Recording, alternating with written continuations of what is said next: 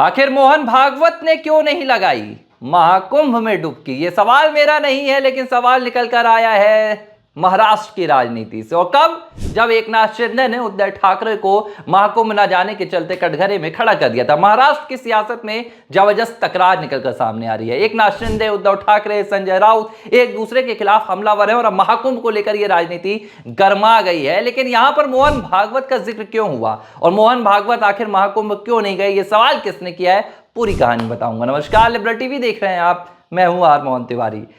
मोहन भागवत राष्ट्रीय स्वयंसेवक संघ के मुखिया, अब मोहन भागवत महाकुंभ क्यों नहीं गए, ये सवाल उठाने वाला कोई और नहीं, मतलब उद्धव ठाकरे गुट के नेता संजय राउत है। लेकिन उन्होंने ऐसा सवाल उठाया क्यों, अब मैं आपको ये पूरी कहानी बताता हूं। एकनाथ शिंदे ने उद्धव ठाकरे गुट के नेता यानी कि महाराष्ट्र के पूर्व मुख्यमंत्री उद्धव ठाकरे पर निशाना साधा और उन्होंने कहा कि भाई उद्धव ठाकरे बताएं कि वो कैसे हिंदू हैं और आखिर वो महाकुंभ में डुबकी लगाने क्यों नहीं गए।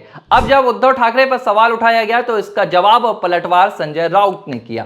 संजय राउत ने किस लिहाज से पलटवार किया? उन्होंने कहा कि उद्धव ठाकरे के महाकुंभ में न जाने पर आप उनके हिंदुत्व पर सवाल उठा रहे हैं, आप उनकी राजनीति पर सवाल उठा रहे हैं, लेकिन मुझे यह बताया जाए कि राष्ट्रीय स्वयंसेवक संघ के मुखिया यानी कि मोहन भागवत महाकुंभ में डुबकी लगाने क्यों नहीं गए।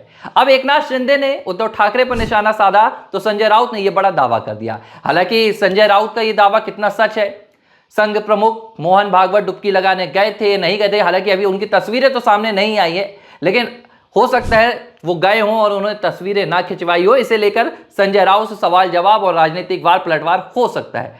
लेकिन सवाल यह कि आखिर महाकुंभ का ये मुद्दा उठाया क्यों जा रहा है।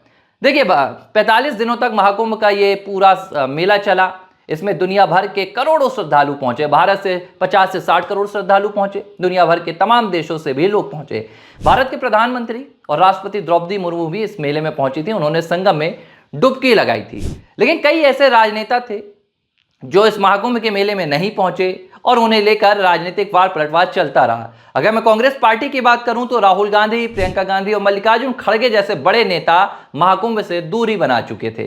इनमें कई बड़े नेताओं के बयान भी आए जिन्होंने महाकुंभ का विरोध भी कहीं ना कहीं किया। जैसे मल्लिकार्जुन खड़गे, उन्होंने कहा था कि भाई गंगा में डुबकी लगाने से गरीबी दूर हो जाएगी क्या। ममता बनर्जी ने तो महाकुंभ को मृत्यु कुंभ बता दिया था। लेकिन कई विपक्ष के नेताओं ने सनातन धर्म के सबसे बड़े मेले में जाकर डुबकी भी लगाई थी, जिनमें अखिलेश यादव शामिल है, उत्तर प्रदेश के पूर्व मुख्यमंत्री हैं, सपा के मुखिया हैं, उन्होंने बाकायदा जाकर महाकुंभ में डुबकी लगाई थी। कांग्रेस पार्टी के भी कई नेता पहुंचे थे, चाहे वो डीके शिव कुमार हो, सचिन पायलट हो या मध्य प्रदेश के पूर्व मुख्यमंत्री दिग्विजय सिंह हो।